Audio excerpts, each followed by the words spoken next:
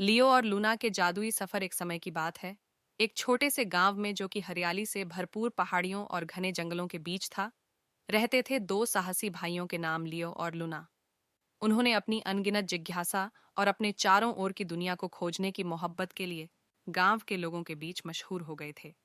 एक सुनहरी सुबह लियो और लूना ने एक जादुई जंगल में सफर करने का फैसला किया, जो कहा जाता था कि यह जादुई प्राणियों और छिपे रहस्यों से भरपूर था। गांव के बड़े वृद्ध द्वारा बनाए गए मानचित्र के साथ युद्ध करने का निर्णय लिया उन्होंने इस घने जंगल की ओर बढ़ने का। जैसे जैसे वे जंगल के अंदर आगे बढ़ रहे थे, वायु में खिल रहे फूलों की खुशबू बढ़ती गई और पेड़ों ने उन्हें राज दिया। कुछ घंटों की चलने के बाद वे एक अजीब खुला मैदान पर पहुंचे, जिसमें सूरज की किरणों का मल्लिका मान स्नान कर रहा था। मैदान के बीच में एक बड़ा वृक्ष खड़ा था, जिसकी पुरानी और बिल्कुल टूटी फूटी डाल थी। रोचकता जागरूक कर दिया, लियो और लूना ने वृक्ष के पास जाकर अंदर देखा। अपनी आश्चर्यचकिती व्यक्त करने के बाबत लियो और लूना ने एक छोटा सा दरवाजा पाया, जो एक छुपे हुए दुनिया की ओर ले जाता था।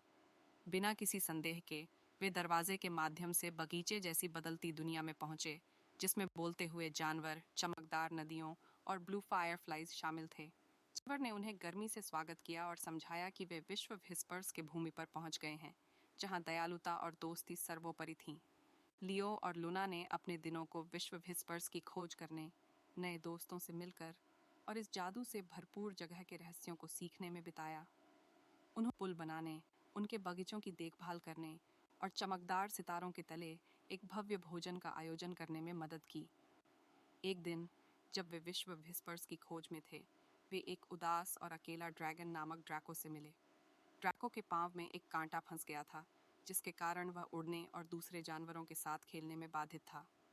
लियो और लूना ने अपने नए मित्र की मदद करने के लिए उनकी नई मित्रता की मदद करने की जरूरत है। कान उल्लू के माध्यम से मार्गदर्शन प्राप्त करके लियो और लूना ने ड्राको के पांव से कांटा निकाल दिया। प्रसन्न और आभारी होकर ड्राको ने उन्हें आकाश में एक जादू सवारी पर ले जाने की प्रस्तावना की। जैसे जैसे वे बादलों के ऊपर उड़े, लियो और लूना ने वोहा अपने पूरे जीवन के लिए है जैसा महसूस किया। कितनी भी बढ़ती और कम होती रेल लॉन्डिंग में वे वापस पहुंचे, जो पुराने वृक्ष के पास था। ये उनके घर वापस आने का समय था। उन्होंने अपने नए मित्रों से अलविदा कहा, कहकर वादा किया कि कभी फिर आएंगे।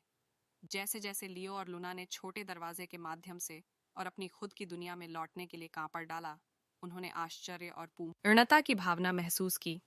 उन्होंने समझा कि सबसे बड़े साहस न केवल दूर की भूमियों में पाए जा सकते हैं, बल्कि यह उनके दिल के दयालुता और उनके द्वारा बनाए गए दोस्तों में और उनके द्वारा किए गए सहायता के महत्व को महसूस करने के भी हैं। उस दिन के बाद लियो और लूना ने विश्व व्हिस्पर्स में अपने जादुई सफर की यादों का आनंद लिया और दयालुता, मित्रता और दूसरों की मदद के महत्व की सीख अपने दिलों में रखी। और इसी तरह अपने छोटे से गांव में हरियाली से भरपूर पहाड़ियों और घने जंगलों के बीच लियो और लूना ने अपने आसपास की दुनिया की खोज करने का काम जारी रखा, जानते हुए कि खोजने के लिए बेशुमार साहसिक आवाजें हैं, न केवल दूर की भूमियों में, बल्कि नजदीक और दूर से भी।